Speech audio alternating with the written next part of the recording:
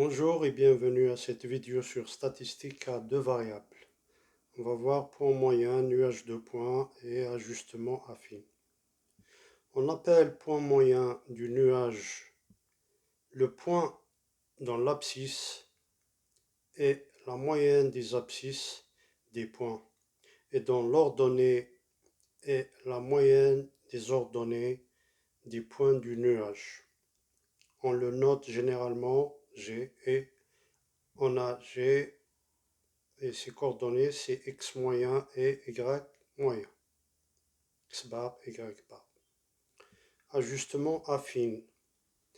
Faire un ajustement affine consiste en fait à trouver une droite qui passe le plus près possible des points du nuage. Exercice, ajustement graphique. Une usine produit des bobines de fil d'acier. Une étude sur la charge de rupture de l'acier en fonction de sa teneur en carbone a donné les résultats suivants. Donc vous avez ce tableau, teneur en carbone en pourcentage des XI et la charge de rupture en kilogrammes, c'est des YI.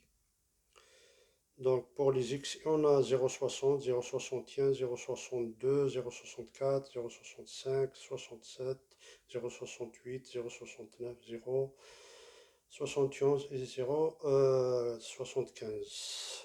Pour les YI correspondants, 65, 70, 70, 75, 75, 80, 85, 90, 95 et enfin 100. On nous demande de représenter un nuage de points YI en fonction de XI, c'est-à-dire charge de rupture en fonction de teneur en carbone. Puis tracer la droite d'ajustement affine. Ensuite, estimer la charge de rupture pour une teneur en carbone de 0,73%. Et enfin, calculer le point moyen G. Donc, graphiquement, donc ça nous donne quelque chose qui ressemble à ça.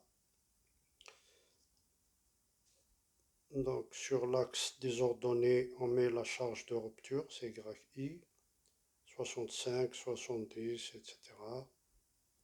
Donc là, je prends un petit repère. Chaque 1 cm, ça fait 5.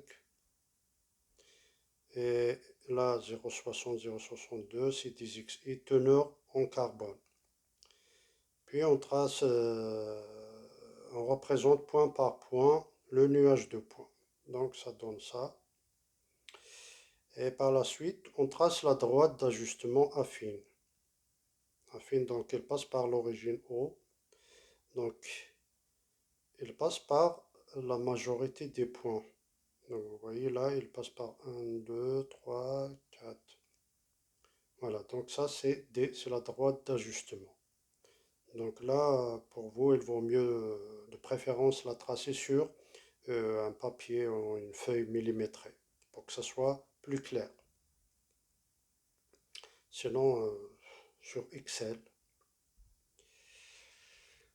Voilà. Alors, la question, estimer la charge de rupture pour une teneur en carbone.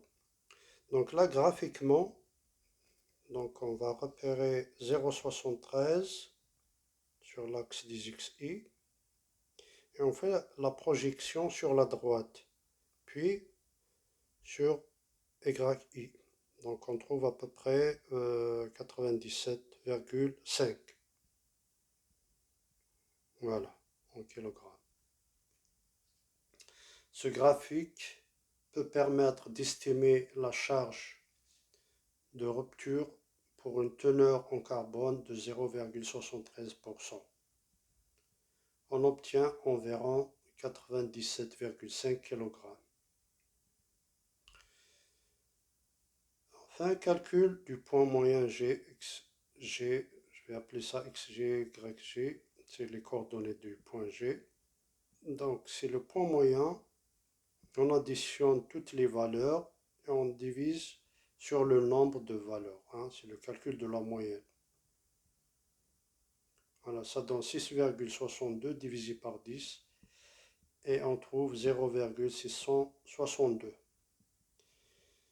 Pareil pour YG, donc on fait l'addition, hein, la somme des valeurs de YI, on divise par le nombre total 10. Ça nous donne 805 divisé par 10 et on trouve 80,5. Voilà, donc pour ce point moyen. Voilà, je vous remercie.